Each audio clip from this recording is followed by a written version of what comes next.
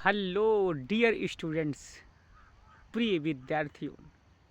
आज फिर से आप सबका एक लव इंग्लिश पॉइंट की मौखिक क्लास में स्वागत है। प्रिय मित्रों, प्रिय विद्यार्थियों, सबसे पहले इस वैश्विक पटल पर निवास करने वाले संपूर्ण जनमानस को हमारी तरफ से मकर संक्रांति की ढेर सारी शुभकामनाएं।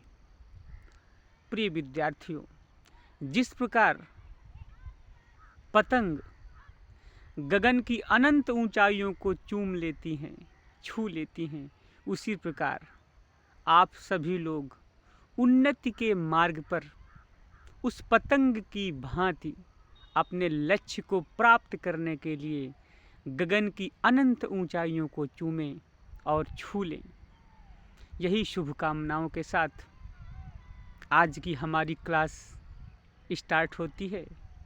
प्रिय विद्यार्थियों, आज का हमारा यूज है either or neither nor. Dear students, today I will teach you about either or and neither nor. प्रिय बच्चों, आज मैं आप लोगों को आइदर आर और नाइदर नार का यूज पढ़ाऊंगा।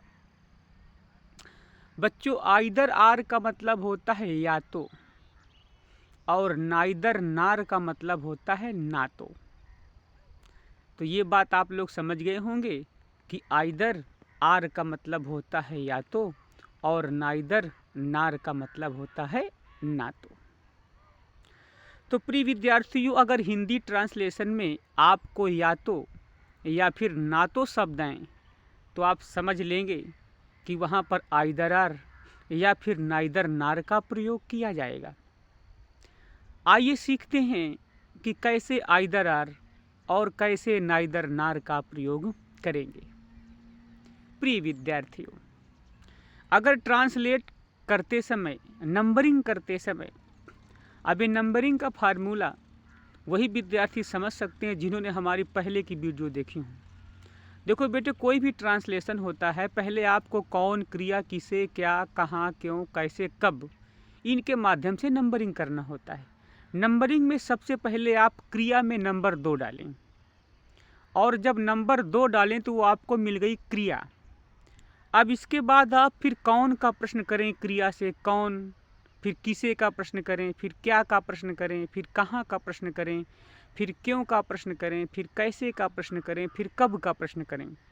इस प्रकार से आप बारी बारी से क्रिया से प्रश्न पूछते रहें और जो आंसर आपको प्राप्त होता रहे उसमें वही नंबरिंग डाल दो।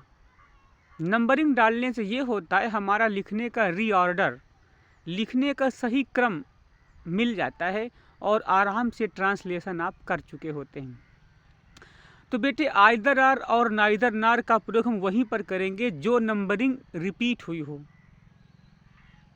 कहने का मतलब, जब आप नंबरिंग करेंगे तो जो नंबरिंग रिपीट हुई हो, अब एक नंबर भी रिपीट हो सकता है, 2 नंबर भी रिपीट हो सकता है, 3, 4, 5, 6, 7, 8, मतलब कि आइदर आर और नाइदर नार रिपीटेशन में ही लगाए जाएंगे। जहाँ पर रिपीट होगा वहीं पर लगेगा। जैसे हम अगर कह दें कि राम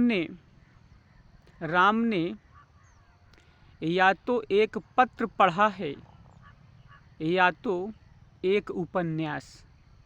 राम ने या तो एक पत्र पढ़ा है या तो एक उपन्यास। तो अब नंबरिंग करेंगे तो पढ़ा है नंबर 2। अब पूछो कौन पढ़ा है? राम ने। किसे पढ़ा है? नहीं पता। क्या पढ़ा है? या तो एक पत्र या तो एक उपन्यास। तो यहाँ पर क्या नंबर 2 बार आया है। कहने का मतलब क्या 2 बार रिपीट हुआ है, एक में ए लेटर, एक पत्र और एक में एक उपन्यास।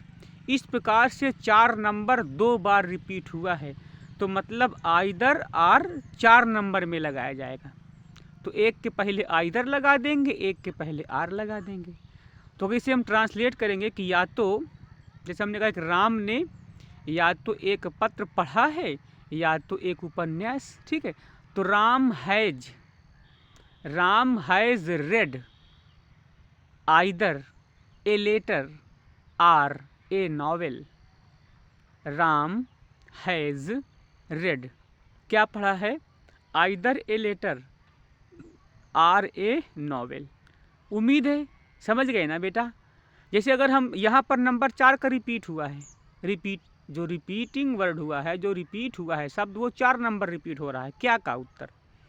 जैसे मैं कह दूं कि या तो तुमने राम को देखा है, या तो तुमने राम को देखा है, या तो उसने।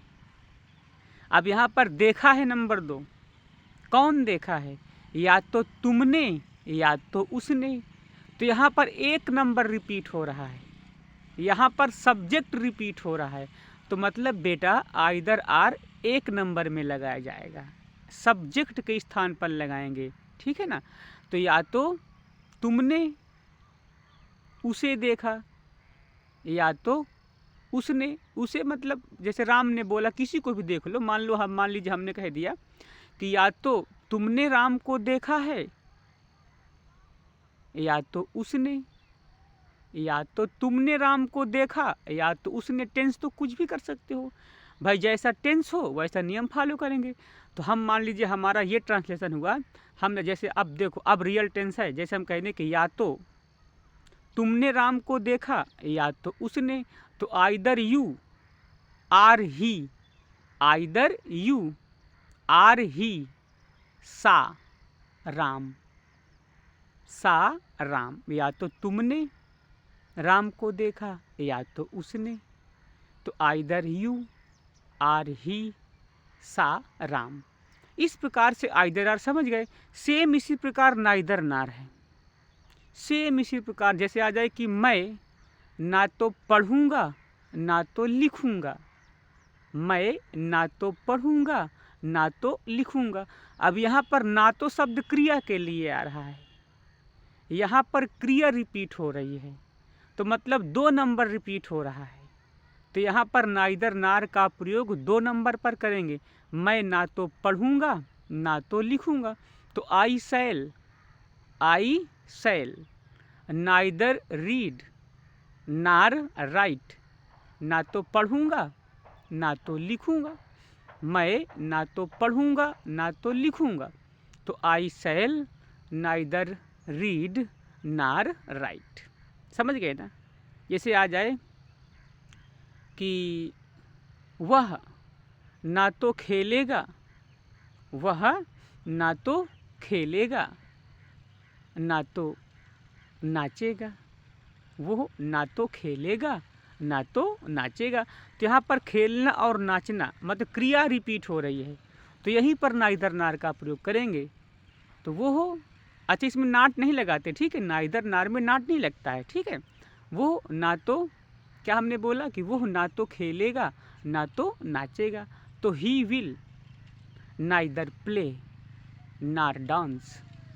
तो बेटे उम्मीद है आपको नाइदर नार और आइदर आर का प्रयोग बेहतर तरीके से समझ में आ गया होगा। बोलो बेटा आया है कि नहीं आया?